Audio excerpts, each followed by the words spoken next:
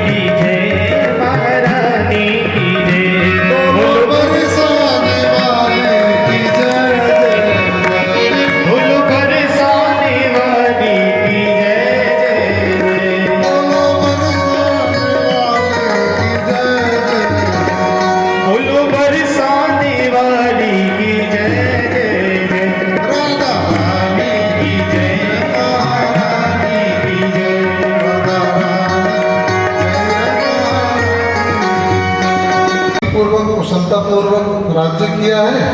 और राजा नाभि के पुत्र हुए हैं महाराज ऋषभ देव जी महाराज। ये ऋषभ देव जी महाराज जब हुए हैं, ये अवतार है, 24 अवतारों में गणना है। मैंने प्रथम दिवस में आपको निवेदन किया था। अवतार कितने, यूं तो देखा जाए तो अवतार प्रमुख रूप से जिनको है वो तो दो ही हैं, भगवान राघवेंद्र सरकार और हमारे द्वारिकाधीश। अवतार दो ही हैं। कुछ शास्त्रों में 10 अवतारों का भी वर्णन है, कई में 20 का है, और वैसे अवतार हुए 24।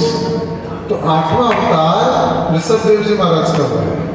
राजा नाभि के यहाँ पर बड़ा सुंदर वर्णन है राजा नाभि का। और देखिए, जब ऋषभ देव जी गद्दी पर बैठे तो राजा नाभि वन को चले गए तप करने के लिए। ये परंपरा रही है हमारी। उपदेश बतावत केस सब सिर से दबाई है, नहीं जागे वो तो हुआ ये संदेश दबाई है।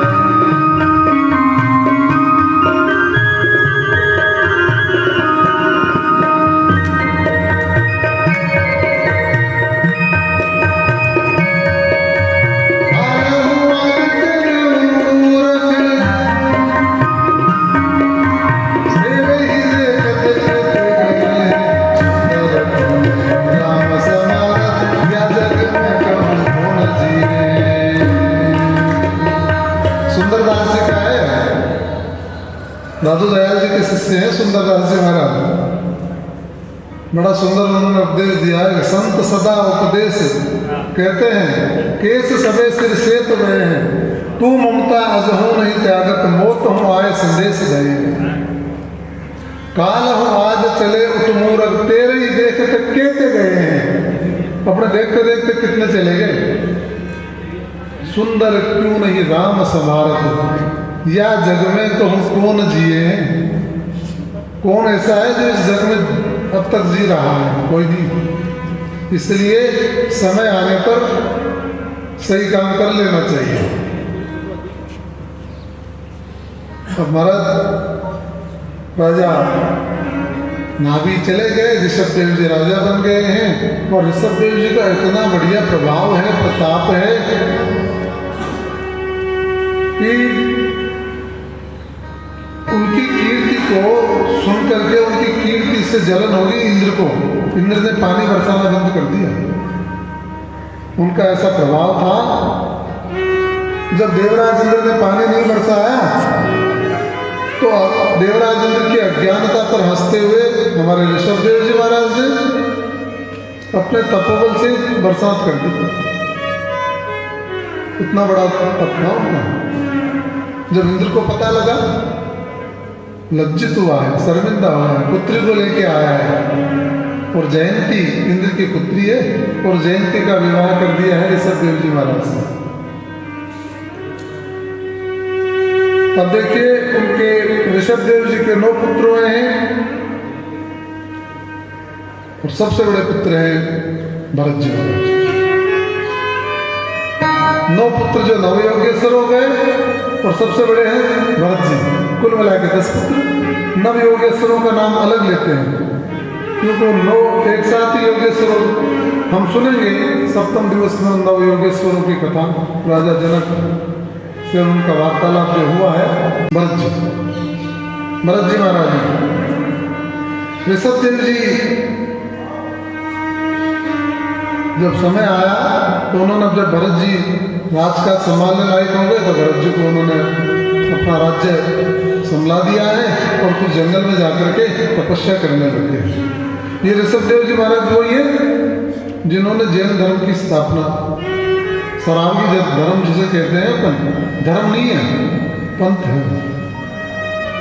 धर्म तो हिंदू ही है, धर्म हिंदू ही है, लेकिन एक अलग से तीर्थंकर है, वो ऋषभ देव जी महाराज को मानते हैं। और हमारे यहाँ 8वां अवतार है ऋषभ देव जी महाराज। जंगल में चले गए, भगवान का तप करते हैं, बड़े सिद्ध हुए हैं, और उनकी सिद्धि के जितने प्रख्यात हुए, वो सिद्धि की जब चारों तरफ चर्चा होने लगी, तो जब जंगल में भजन कर रहे हैं तो कई माताएं और लोग बाग जाने लग गए वहाँ पर। बोले वहाँ पर बाबा जो है वो तपस्या कर रहा है और बड़ा सिद्ध है भाई, चलो। अब धीरे धीरे ऋषभ देव जी के यहाँ पर लोग जाने लग गए, तो वहाँ पर भीड़ ज़्यादा इकट्ठे होने लग गई। ऋषभ देव जी ने सोचा ये तो हमारा जो भजन हो रहा है उस भजन में विघ्न है, इसका क्या उपाय किया जाए। तो ऋषभ देव जी महाराज ने पत्थर का टुकड़ा उठाया और मुंह में रख लिया। भगवान का भजन जो करते हैं, तप जो करते हैं, वो जब जो चारों तरफ से लोग उनको घेर लेते हैं, सोचते हैं कि भजन में बाधा आ रही है, विघ्न आ रहा है, तो उनसे छुटकारा पाने का उपाय करते हैं। तो ऋषभ देव जी महाराज ने 200 ग्राम का पत्थर उठाया और मुंह में रख लिया। अब लोग जाए तो बोले बाबा जी मेरी ये समस्या, मेरी ये समस्या, और माताएं तुम्हारा समस्या लेके जाने में सबसे आगे है, ये तो सबसे आगे रहती है। पर एक निवेदन करो, भारतीय नारी की विशेषता ही है। भारतीय नारी की सबसे बड़ी विशेषता क्या है?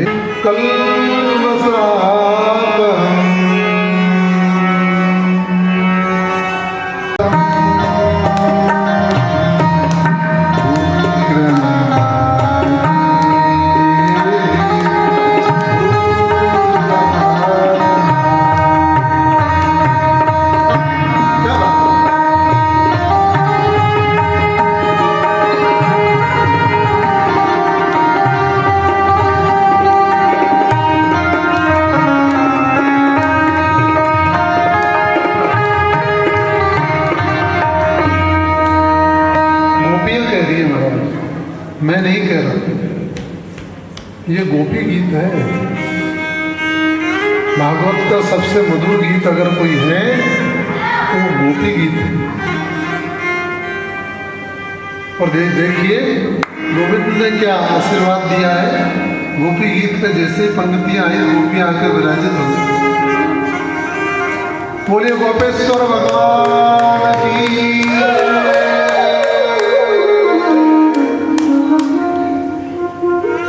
गोपी आकर व्रत करते हैं, उनके पाप एक ही ताले से नष्ट हो जाते हैं। और बोले वो पाप कहाँ भाग के कहाँ जाते हैं कि जो पड़ोस में बैठा है बगल में, जो ताली नहीं बजाता उसके सिर पर जाके बैठ जाते हैं। इसलिए कथा में ध्यान से सुनने का, कथा श्रवण करने का बड़ा महत्व है, बड़ा महात्म्य है। महाराज सेठानी जी ने सेठ जी को जबरदस्ती भेज दिया कथा में, कथा हो रही है तो जाओ सुन के आओ, आप कथा ही नहीं सुनते। अब सेठ जी के मन में बोले मेरे को नींद आती है कथा में, मैं क्या करूं? बोले नहीं, नींद आएगी तो भी सुन के तो आओ, आप सुनना, कथा तो सुन के आओ। महाराज सेठ जी आगे बैठ गए कथा में। इस कथा का यही है, बड़ा इसमें मैंने निवेदन किया तो बड़ी मधुर नींद आती है। कुंभकर्ण की पत्नी है, भगवान रामचंद्र जी ने कुंभकर्ण का वध कर दिया, तत्पश्चात उनकी पत्नी निद्रा देवी आई, बोले आपसे बदला लेके रहूंगी। बोले कैसे लेगी देवी आप बदला? ले कैसे लेगी? बोले ऐसे नहीं लूंगी बदला, बदला लेने का तरीका दूसरा अपनाऊंगी मैं। बोले आपको कौन प्रिय है? जो भक्त प्रिय है, कथा प्रेमी प्रिय है, जो कथा सुनते हैं वो प्रिय है मेरे को। तो उनको कथा सुनने ही नहीं दूंगी मैं।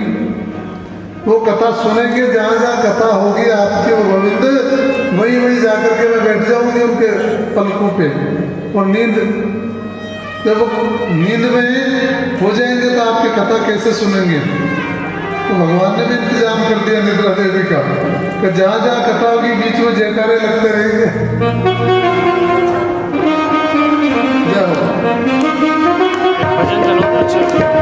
तो की घर सावरे तेरा करो,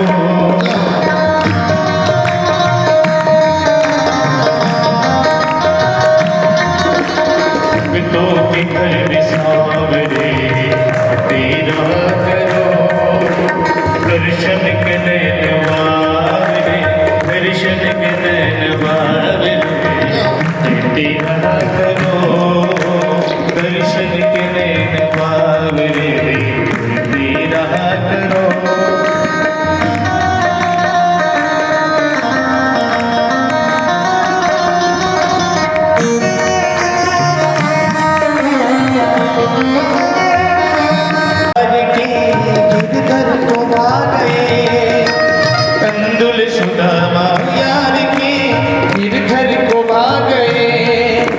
सबरी के झोंके बहर प्रभु, सबरी के झोंके बहर प्रभु, आते रहा करो, दर्शन के नैन वारे देते रहा करो।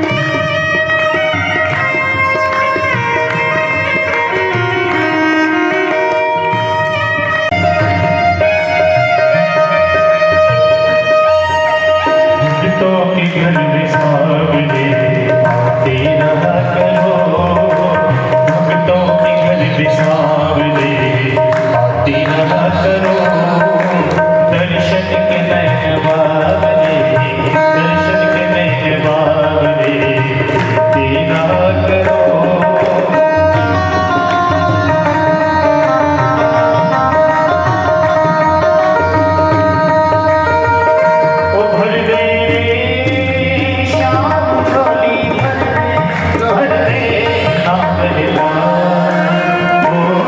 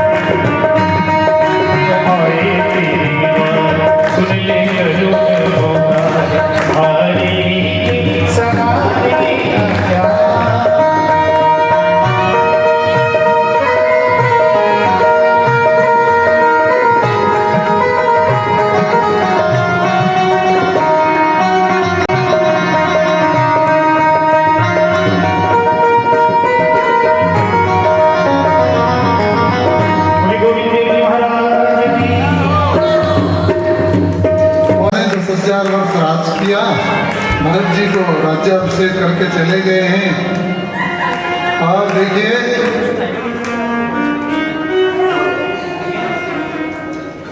अपने पुत्र को जब राज्य दिया है तो भरत जी महाराज ने 10,000 वर्ष राज्य किया है। और भरत जी 10,000 वर्ष राज करने के बाद में इस जगत को स्वप्नवत समझ करके और चले गए हैं तप करने के लिए, और पुल्हाश्रम नदी के किनारे गए हैं। नेपाल में बहती है पुल्हाश्रम नदी, उसको गंडकी नदी भी कहते हैं। जहाँ से पुल्हाश्रम नदी वो है जहाँ से शालिग्राम जी निकलते हैं। शालिग्राम भगवान होते हैं ना, आपने देखा गोल गोल से गुलाब जामुन के साथ,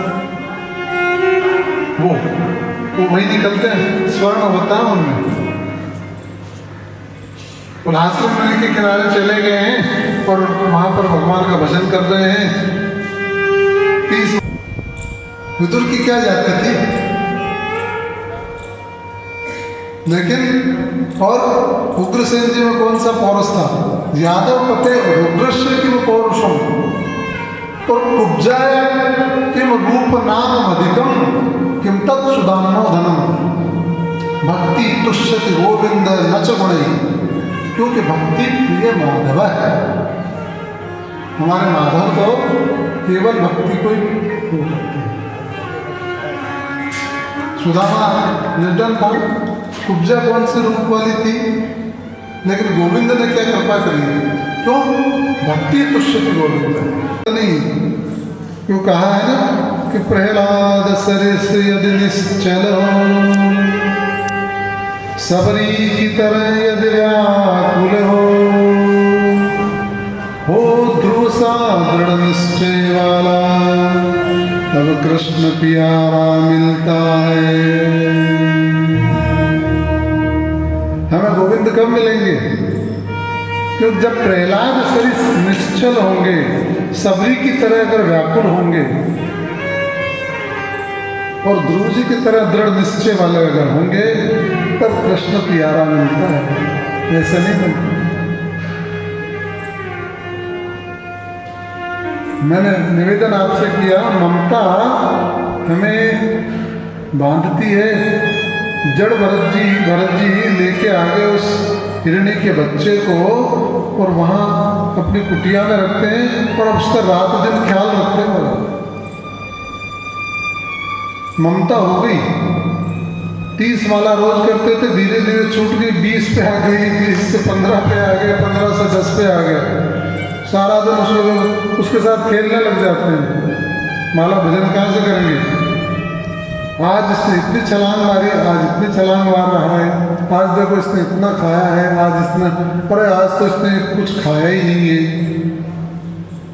देखो आज मेरी गोद में आके बैठ गया, आज ऐसे करने लग गया, ऐसा चिंतन करने लग गए उस हिरण के बच्चे के प्रति। माला जो जपते थे वो 1-2 पे आगे महाराज जपते, और वो भी मुश्किल से हो पाती है माला, क्योंकि हिरण के बच्चे को तो वो बच्चा है, उसको तो सारा उसी में लग गया, उनका तो पूरा ध्यान उसी में बच्चे में। एक दिन हिरणों का झुंड आ गया, तो वो झुंड में तो वो बच्चा फटाक से चला गया, मिल गया, उसमें चला गया, क्योंकि झुंड में ही रहना पसंद करते हैं लोग। मृगा मृगे संग मनोब्रजंती गावाश्च गावो तुरंगास्तुरंगी। मृग मृग के साथ ही रहना पसंद करते हैं, हिरण हिरणों के साथ रहना पसंद करते हैं, दूसरे के साथ रहना। गावाश्च गावो तुरंगास्तुरंगी। गाय गाय के साथ रहना पसंद करती है, घोड़े घोड़े के साथ रहना पसंद करते हैं। ऐसा नहीं है जैसे झुंड दिखेगा, अगर गाय के बीच में घोड़ा होगा तो जैसे घोड़ों का झुंड दिखेगा तो भाग करके चला जाएगा। वो झुंड में ही रहना पसंद करते हैं, और हिरण भी झुंड में रहना पसंद करते हैं। एक दिन संयोग से वो जब हिरण आया, वो बच्चा उस झुंड में जाकर के मिल गया, और इधर हमारे भरत जी महाराज उसको ढूंढते फिर रहे हैं, इधर उधर ढूंढते हैं, वृक्षों से पूछ रहे हैं, लताओं से पूछ रहे हैं, सारा दिन उन्होंने पूछने में, नदी से पूछा, और जो भी चीज़ दिखती है, जो वस्तु उनको दिखती है, उससे पूछने लग जाते हैं आपने देखा, इतने विकल हो गए, इतने विरहातुर हो गए उसके में, रात्रि हो गई ढूंढते ढूंढते। तारा शशि, आप तो सर्वत्र हैं, आपकी दृष्टि सभी जगह है, आपने तो देखा होगा उसको। अरे मेरा बच्चा था, विलाप कर रहे हैं। जब मैं उसको डांटता था तो मुनि पुत्रों के सदृश वो जाकर के ऐसे छुप करके बैठ जाता था, ऐसा उसकी याद कर रहे हैं। मेरे गोद में ऐसे आके बैठता था, मेरी पीठ इस प्रकार से सहलाता था जैसे मेरे पुत्र हो वो, ऐसे ममता करने लगे महाराज। विरह करते करते करते करते रात्रि हो गई, और अर्धरात्रि होते होते इतना विरहातुर हो गए तो उन्होंने प्राण त्याग दिया। तुम सामने हो बंसी बजाते, मन को लुभाते, यही गीत गाते, तननाथ त्यागूं, नाथ त्यागूं।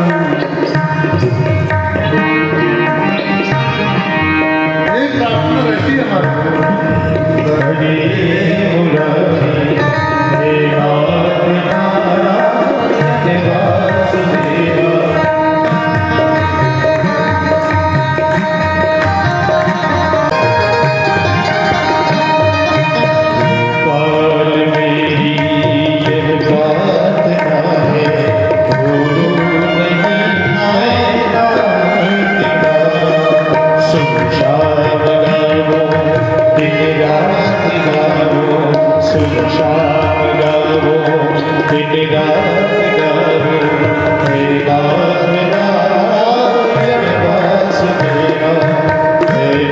चढ़ाने के लिए उसने संकल्प लिया था कि मेरे पुत्र हो जाएगा तो मैं भद्रकाली के बलि चढ़ाऊंगा। कई ना समझ है, उन्होंने कह दिया नरबली कई शास्त्रों में उल्लेख है ही नहीं, कहीं नहीं।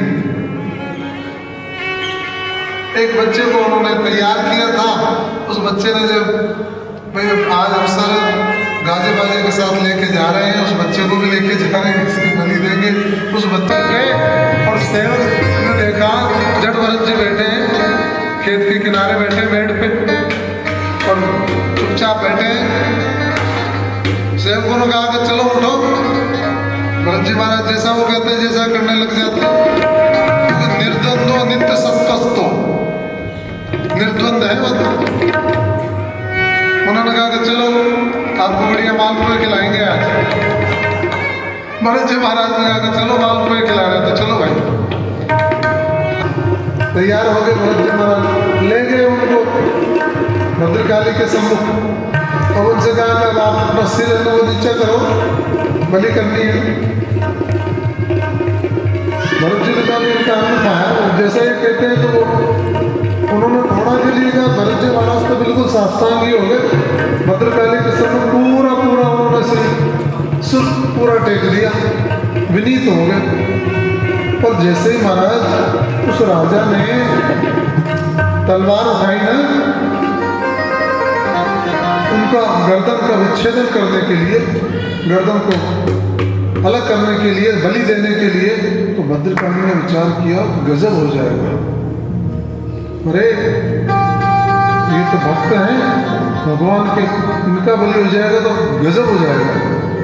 तो महाराज सहसोच्चाट सेवा भद्रकाली, एकदम गरज करके भद्रकाली सहसोच्चाट सेना देव भद्रकाली, और अचानक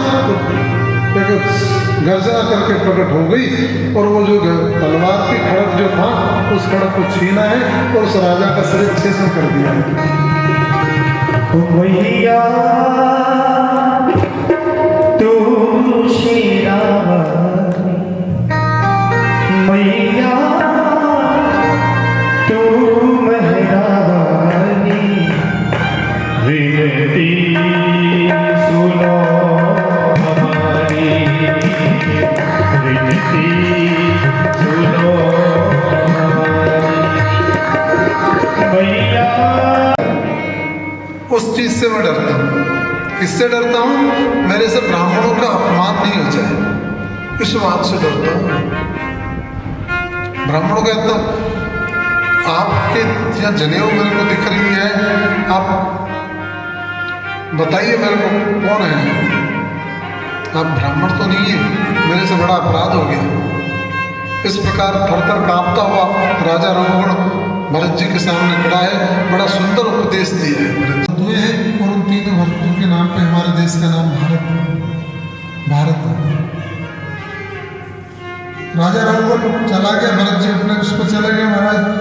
उसके बाद में बड़ा सुंदर भवाटवी का जो वर्णन किया है राजा ने, थोड़ा आज समय कम है महाराज, सुंदर वर्णन जब किया है।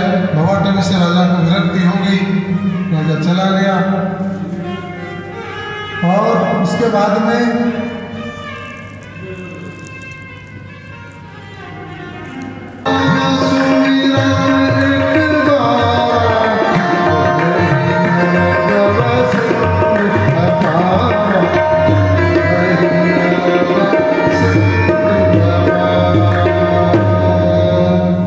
जहाँ सुनाम सुमृत की बारा उतरे नर भव सिंधु पारा सोई कृपालु केवट ही नहीं हो रहा।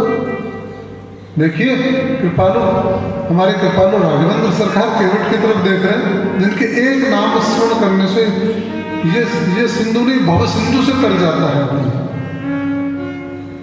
इतना सुंदर प्रसंग महाराज। अति आनंद उमगे अनुरागा चरण सरोज पखार में लगा।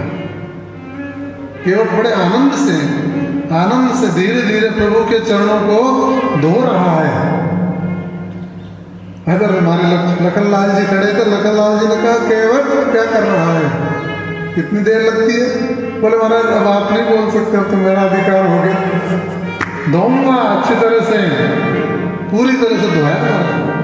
और राघवेंद्र सरकार ने एक पैर धुलाया और धुलाते उस पैर को जैसे बालू में रखा, केवट का महाराज गड़बड़ कर दी, ऐसे मत करो, ये तो वापस आपके पैर तो बहुत बढ़िया हैं, पैरों में कभी नहीं है, ये रज का प्रभाव है। कभी वापस आपने रज लगा ली तो भाई अब क्या करो? बोले जिनके एक ही पैर होता है वो क्या करते हैं कि सहारा लेते हैं, तो सहारा ले आप भी। बोले किसका सहारा ले? तो ये है ना मेरा सिर का सहारा ले। रघुनाथ जी महाराज ऐसे भक्तों हमने देखे जो भगवान के सम्मुख एक पैर से खड़े रहते हैं, पर यहाँ हमारे राघवेंद्र सरकार एक पैर से खड़े हैं केवट के सम्मुख। देखो चरण धुला करके एक पैर को, एक हाथ केवट के मस्तक पे है, प्रभु एक पैर में खड़े हैं। देखिए क्या आनंद है। देवताओं ने पुष्प वृष्टि कर दी। ऐसा प्रसंग है केवट का। और केवल खुद ही नहीं, चरणामृत को लेके गया पूरे परिवार को, आप सहित परिवार, पूरे परिवार के साथ भवसागर से पार हुआ केवट। इतना सुंदर प्रसंग है महाराज। उन्होंने भी पूरा फर्ज निभाया। उनको जब पिए ही की सिर जावने आ रही, और उसके बाद में मन मुदरी मन मुदित उतारी, मुदित होकर के मुदरी उतारी है। जान गई ना, क्योंकि रघुनाथ जी चाहते थे केवट ने उतरने के बाद फिर दंडवत प्रणाम करते। रघुनाथ जी सकुचा गए कि इसको कुछ दिया नहीं है। जगत जननी जानकी कौशल राज किशोर की प्राण प्रिया है, हमारे जगत जननी जानकी। वहां पर दे दिया, मुद्री उतार कर ले लो रघुनाथ जी, ये लो, ये दो। पर मन में कुछ नहीं है। ऐसे हमारी जगत जननी जानकी। आजकल की कोई होती तो महाराज दे देती क्या? ऐसे दे बताइए। हाँ नहीं देती, अभिमान और कर ले, हाँ ये लो ये दो। हाँ लेकिन मन मुदित और बड़े उससे प्रसन्न होकर के, ऐसा मौका कम मिलेगा। केवट ने उतराई नहीं ली महाराज। मैं मेरे यहाँ से आपको पार उतार दूंगा, मेरे को नहीं चाहिए। फिर बार मुही जो देवा सो प्रसाद में चढ़ सिर देवा, ये और कह दिया अगली बार आप देवोगे ना जो लूंगा। यानी कि देखो बांध दिया भगवान को कि फिर भी आओ, यहीं से आओ, मेरे घाट से आओ, अगर ज़्यादा देने की इच्छा तो फिर मैं पग दूंगा आपके रज। बड़ा सुंदर प्रसंग है कि ऐसे हमारे अब की बार बड़ा बनाऊंगा तो द्वापर में बड़े बन के आए, बड़े भैया बने, बलदाऊ जी बने, बलदाऊ जी बन के बड़े आए, कन्हैया को उंगली दिखा देते गए। हाँ, और खेलते हैं तो जब कन्हैया को हरा देते हैं, खेल तो मेरे को काको तो सही है, हरे हारे जीते श्री दामा भरवस कहें करते सही है। अगर और जीत गए, बलदाऊ जी की टीम जीत गई तो तुम क्यों गुस्सा करते हो? सूरदास जी ने लिखा है, बड़ा सुंदर पद है। अब की बार द्वापर में हमारे गोविंद के साथ बड़े भाई बन करके आए हमारे। अब देखिए सुखदेव जी महाराज ने 28 प्रकार के नरकों का वर्णन किया है। जब नरकों का जब वर्णन किया, अलग अलग प्रकार के नरकों की बताई, ऐसा करेंगे तो ऐसा सारा जब वर्णन किया तो इधर हमारे परीक्षित जी महाराज डर गए तो महाराज ये आप जो वर्णन कर रहे हो इन नरकों से तो ऐसा लगता है कोई बचेगा ही नहीं। परीक्षित जी ने कहा ऐसा नहीं है, आपके क्या काम हो? सब कोई चिमटा बजा रहा है, कोई खड़ताल बजा रहा है, कोई खड़ताल बजा रहा है, कोई मृदंग बजा रहा है, सब बजाने लगे, वहाँ लोग कीर्तन होने लगे निजामिल के घर के बाद। अब जैसे कीर्तन हो रहा है थोड़ा थोड़ा थोड़ा थोड़ा रात्रि बढ़ती जा रही है, तो उस दिन अजामिल तो जो 3-4 बजे आता था ना वो 2 बजे आ गया। 2 बजे जैसे आया और घर के बाहर वो देखा सारी जमात बैठी है तो कहा भाई लेके आया बिल्कुल तलवार हाथ में और पोटली साथ में है, लूट के जो सामान लाया। संतों को कहा कौन हो? अरे मेरे घर के बाहर ये क्या कर रखा है तुम लोगों ने, क्यों बैठे हुए यहाँ? तो सारे संत हड़बड़ा करके खड़े हो गए। तो बजरंगदास जी तो कहने लगे लक्ष्मण जी से, अरे आजकल हमने महाराज से खूब कहता है मत रुको, भी आगे आए, देखो अभी मारेगा, काटेगा, छोड़ेगा, क्या करेगा। महाराज आजकल इनकी बुद्धि है ना जो थोड़े वृद्ध हो गए हैं, जो बुद्धि भी ऐसी हो गई है इनकी, इसलिए इनको सलाह देना ही खराब है। अब हमने कहा था यहाँ मत रुको, लेकिन ये सुनते नहीं है आजकल किसी की। रामदास जी पे आरोप लगाने लगे। लगा बड़ा हो, कौन हो यहाँ, क्यों मेरे घर के बाहर क्या डेरा डाल रखा है तुम लोगों ने, क्या कर रखा है? अरे तुम्हें पता नहीं है निजामिल का घर है, किसी की हिम्मत नहीं है जो यहाँ पर इस तरह से ये कर दे। घर के बाहर तुमने क्या लगा रखा है? ये बुरी तरह से डांटने लग गया, दुर्वचन करने लग गया जोर से जैसे ही बोला महाराज, और अजामिल की पत्नी ने सुन लिया अंदर। अजामिल की पत्नी जो है वो निकल करके बाहर आई और हो गया, तुम्हें बोलने की जरूरत नहीं है, साधु है, मैंने कह दिया आगे संतों ने प्रसाद पा लिया, इसमें क्या चला गया? बाहर घर के बाहर अगर कीर्तन कर रहे हैं, शोर कर रहे हैं, अपना क्या चला गया? मैंने ही कहा था इनको, मैंने भोजन सामग्री दी है इनको। अब अजामिल तो महाराज जैसे ही सुना, हाँ अच्छी बात है, आपने अच्छा किया, मैंने इनसे क्या कहा, पूछ लो इनसे, मैंने कुछ कहा ही नहीं इनसे। बात इसलिए हमने तुम्हारे घर का भोजन किया है और हमारी परंपरा यह है कि भोजन के बाद दक्षिणा देते हैं, तो वो दक्षिणा हमें अभी तक मिली नहीं। बोले क्या बात करते हो महाराज दक्षिणा की? ये तुम्हारा लोटा सोटा चिमटा टिमटे ये मैं चुरा नहीं रहा या कुछ छीन नहीं रहा, ये सबसे बड़ी दक्षिणा मानो, ये तो मैं किसी को छोड़ता नहीं, यही दक्षिणा है आपकी, सो चुपचाप चले जाओ। पीछे मुड़ के जाएगा, पत्नी तो नहीं, पत्नी तो अंदर चली गई, सुबह चले जाओ। बोले बिना दक्षिणा लिए तो नहीं जाएंगे। महाराज प्रातः हुई जल्दी और अजामिल भाई जाने का तुम्हारा क्या सपना है? बोले दक्षिणा, बोले दक्षिणा तो अब पत्नी आ गई। बोले क्या संत क्या कह रहे हैं? बोले संत यूँ कह रहे हैं कि भाई दक्षिणा की बात हाँ हाँ, रामदास जी का बेटी, हम द्रव्य वाली दक्षिणा की बात नहीं कर रहे, मुद्रा वाली जो दक्षिणा है उसकी बात नहीं कर रहे। आपने हमें भोजन कराया है, अब हम एक बात हम आपसे चाहते हैं। दोनों पति पत्नी खड़े, बोले क्या बात है? बोले आपके कितने पुत्र है? 9 है। अजय बोला 9 है। कहने का सब 10वां भी पेट में है। बोले ठीक है, जब ये आपका पुत्र हो तो इसका नाम आप नारायण रखते हैं, ये हमारी दक्षिणा है। अजामिल ने पत्नी की तरफ देखा, हाँ कुछ कोई नाम तो रखना ही है, तो शादी ने रख दिया, ठीक है, एक नामकरण का तो कम हुआ था, रख देंगे ना। वो गणिका भी बार बार नारायण, अजामिल की पत्नी भी।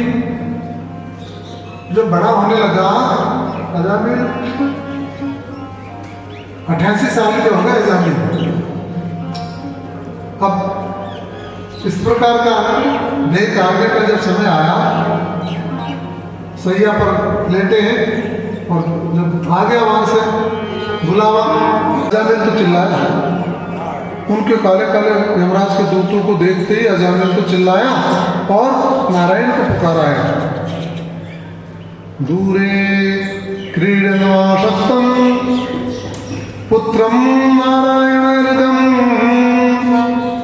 नारायण को हृदय से पुकारा है।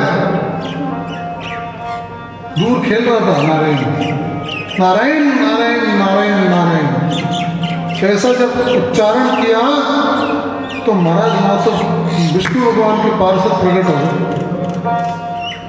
4 पार्षद वो आगे, 4 हाथों वाले, और उनसे कह दिया यमराज के दूत से परे हटो, तुम्हारा क्या काम, दूर हट जाओ, तुम्हारा काम नहीं है यहाँ पर। बोले इसने हमारे स्वामी का नाम लिया, हमारे स्वामी नारायण का नाम लिया, इसलिए आप हट जाओ यहाँ से। बोले नहीं, ऐसा नहीं हो सकता, ये तो इसने पाप किए हैं, धर्म का कोई काम नहीं। बोले तुम जानते हो धर्म की क्या परिभाषा है, धर्म क्या चीज है, तुम जानते हो? बोले हम जानते हैं, भगवान का नाम जो लेते हैं, सत्कर्म करते हैं, उधर बोले भगवान का नाम लिया नहीं भी इसने? बोले नहीं, इसने तो अपने पुत्र का नाम लिया। बोले पुत्र का नाम कब से? इनका पुत्र का नाम कब से है नारायण? बोले अभी ये पुत्र हुआ 8 साल का, तो 8 साल पहले तो रखा है, तुम्हें पता नहीं है? हमारे जो स्वामी है उनका नाम तो अनादिकाल से। मृत्यु के समय कोई आदमी ज़्यादा तड़पता है, ज़्यादा विकल होता है, तो समझ लो यमराज के दूत आ गए, क्यों वो उसी को दिखते हैं। तो वो आदमी बहुत घबराता है, तड़पता है, प्राण मुश्किल से निकलते हैं। और भगवान के धाम जब जाने का समय आ जाता है तो वो बिल्कुल या तो मुंह खुला रह जाता है या आंखें खुली रह जाती है, पता ही नहीं लगता।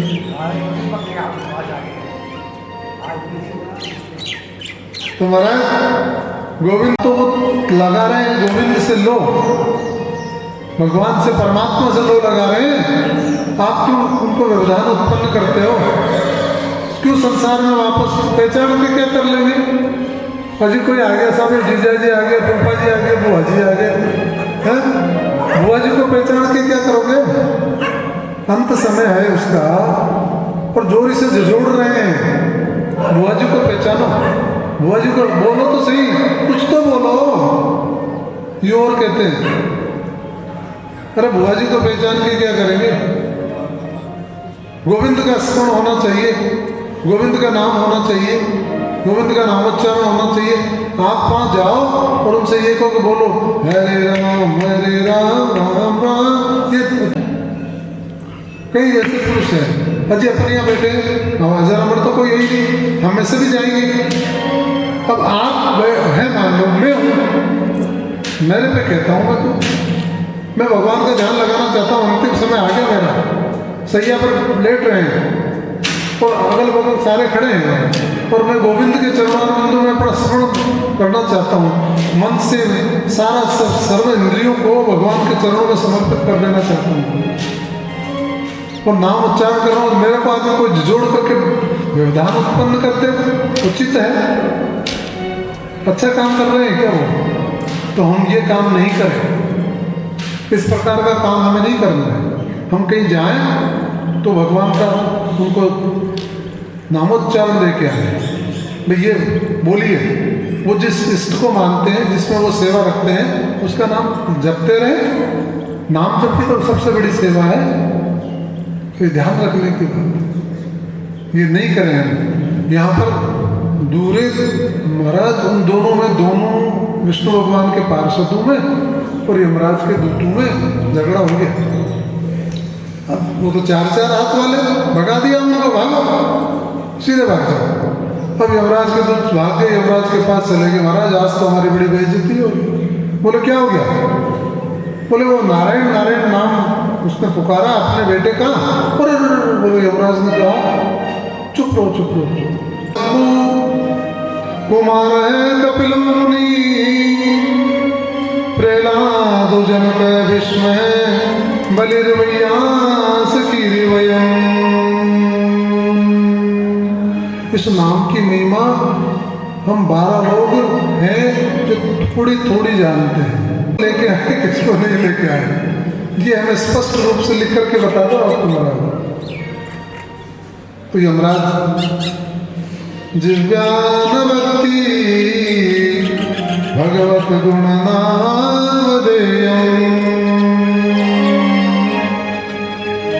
चेतश्चन यो स्मृति तच्चरणारविन्दम्,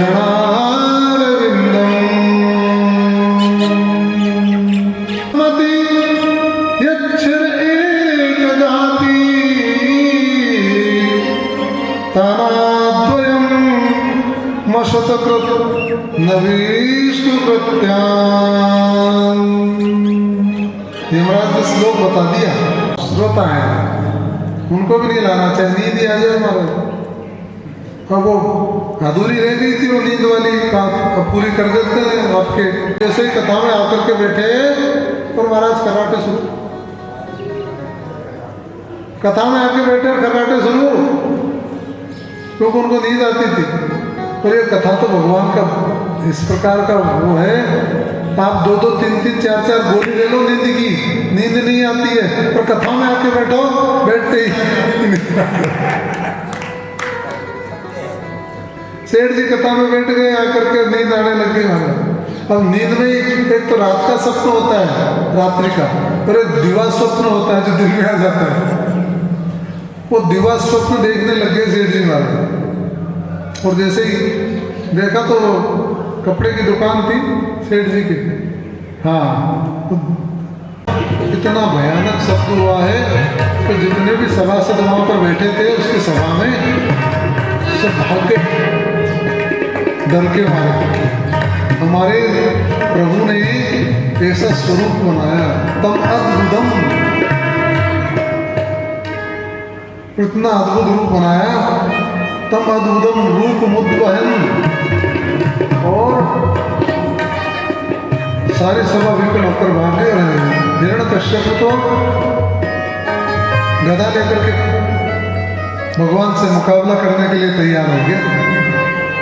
और वहाँ पर हमारे नरसिंह भगवान और हिरण्यकश्यप में युद्ध हुआ है। देखो एक बात बताता हूँ आपको, निवेदन करता हूँ, भगवान के अवतार जो है ना वो हमेशा 24 अवतार हुए, 12 बजे ही हुए, 12 बजे हुए। अभिजीत मुहूर्त अभी 2 दिन पहले, अभी नहीं होता तो हाँ अभिजीत मुहूर्त में कर लेना, अभिजीत ही बताता है। तो भगवान के अवतार जो है वो 12 बजे ही होते हैं, कोई दिन के 12 बजे तो कोई रात के 12 बजे। कल होगा तो होते 12 बजे ही है। अवतार हुआ वो भी 12 बजे। और हिरण्यकश्यप को मारने के लिए भगवान ने जो नरसिंह अवतार लिया है वो 12 बजे। तो महाराज लेकर के भगवान से युद्ध किया है और युद्ध करते करते करते जब संध्या का समय आ गया, सारे देवताओं ने घबराहट पैदा हो गई देवताओं की। तो युद्ध में भगवान इतनी देर लगा रहे हैं और जब समय आया है, संध्या कालीन का समय आया है, क्योंकि उसने कह दिया था कि न दिन हो न रात्रि हो, न घर में मरो न बाहर मरो, न धरती पे मरो न आकाश में, सारा उसने जितना मजबूरी में दिया। अब यहाँ तो भगवान जब समय आ गया, संध्या काल का समय आ गया, न दिन है न रात्रि है, नरसिंह भगवान ने हिरण्यकश्यप को पकड़ा है। इधर हमारे प्रहलाद जी भक्त, तो प्रहलाद जी तो हाथ जोड़ करके खड़े, दहेली पे लेके गए हैं, आप सब जानते हैं, और हिरण्यकश्यप को एक एक चीज का स्मरण दिलाया है। देख, न दिन है न रात्रि है, 12 महीने भी नहीं है, 13वां महीना है, याद कर ले, न ऊपर न नीचे, सारा याद दिला दिया। बोल कहाँ है? अपनी जंघाओं पे लिया है, जंघाओं पे लेकर के, न अस्त्र से मरो न शस्त्र से मरो महाराज, दोनों से नहीं मरो। तो भगवान ने अपने जो नरसिंह भगवान ने अपने हाँ नाखून है, जो अपने नख है, वो नवीन सिद्धिया, हे भगवान आपकी स्तुति ब्रह्मा जी करते हैं, शुरू करते हैं, देवगुण करते हैं, सिद्धगुण करते हैं, सप्तेक तान मतयो वचसाम प्रवाहे, निरंतर निरंतर आपका गुणगान करते रहते हैं, जो सिद्ध मुनि, जो ब्रह्मा, जो देवतागण। लेकिन उसके बाद भी नाराज तुम गुण ना, आपके गुणों का पार नहीं पा सके, आपके गुणों को पूरा कह नहीं सके, कि तुष्ट हर रुक जाते। पर फिर मैं तो देखते तुम उत्पन्न हूँ, मेरा कुल कौन सा है? दैत्य कुल है, जो ब्रह्मा विष्णु ब्रह्मा शिव सिद्धेश्वर देवता ऋषि मुनि भी आपके गुणों को पार नहीं पा सके महाराज, तो मैं तो दैत्य कुल में उत्पन्न हुआ हूँ। भगवान प्रसन्न हुए हैं, प्रहलाद से कहा, प्रहलाद मांगो, कुछ मांग लो। प्रहलाद जी ने क्या महाराज क्या मांगा? भगवान ने 3 बार कहा कि मांगो मांगो मांगो,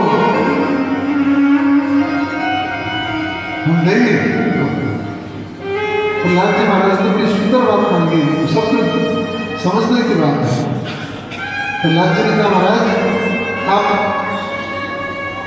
इतना ही कह रहे हैं तो मेरे मन में, मेरे को ये दो आप कि मेरे मन में कभी कोई मांगने की इच्छा उत्पन्न ही नहीं हुई, मेरे मन में कभी कोई मांगने की इच्छा उत्पन्न हो ही नहीं, इसलिए तो मैं निवेदन करता हूँ प्रभु, जो इतने समर्थ हैं, मांगते हैं, रोजाना मांगते हैं, 5-10 रुपए का कपूर जला के सूखे समूह बहती आवे कैसे तो फिर इतने चतुर है, तेरा तुझको अर्पण क्या लागे मेरा। देखो मांगते हैं रोजाना, ये दे दो ये दे दो ये दे दो ये दे दो, लाजिम कहा आप देना है। तेरे द्वार पे चरणों की धूली को निज शीश लगाऊं मैं,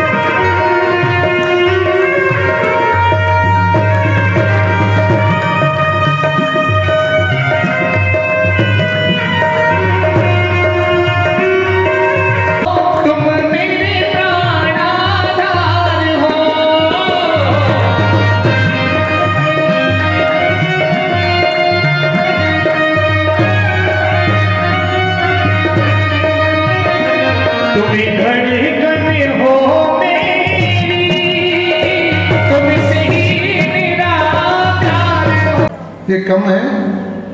आपने कभी आपके जो पुत्र हैं ब्रह्मा, जो आपसे नाभि कमल से उत्पन्न है, कभी उनको इस प्रकार से अपनी गोद में बैठाया है?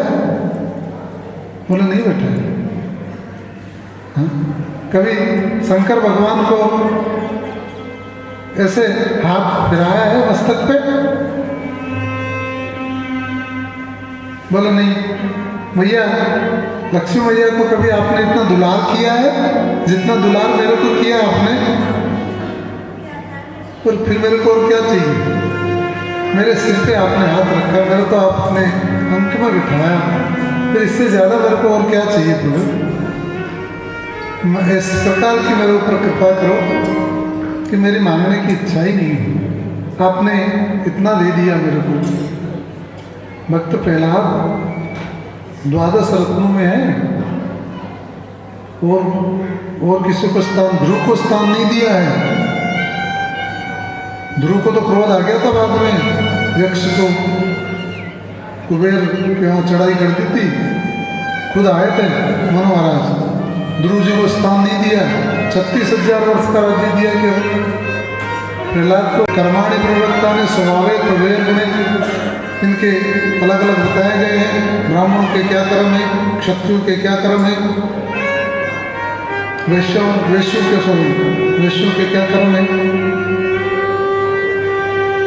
इनके इसी प्रकार से गृहस्थ धर्म का, ब्रह्मचर्य धर्म का, गृहस्थ धर्म में क्या सदाचार हमें करना चाहिए, इसका भागवत में वर्णन है। भागवत में पूरा है।